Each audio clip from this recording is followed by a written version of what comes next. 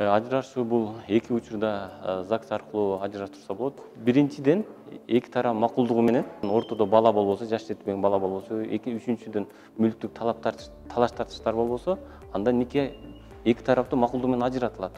Эгерде тараптардын бири сот тарабынан дайынсыз жогол деп табылса, экинчиден жубайлардын бирөөсү аракетке жөндөмсүз деп табылса, үчүнчүдөн ошо жубайлардын бирөөсү 3 жылдан жогору эркиндигинен ажыратылса, анда жубайлардын бирөөсүнүн макулдугусуз эле бирөөсүнүн арызы боюнча ЗАГС органынан нике бузулат деп көрсөтүлгөн. Сот аркылуу эгерде ошол жубайлардын ортосунда мүлктүк талаш тартыштар болсо, ортосунда жашы жетпеген балдар болсо, жана ошол ажырашууга жубайлардын бири каршы экенин билдирсе, анда ошол жарандар сот аркылуу никени бузууга мүмкүнчүлүк алышат.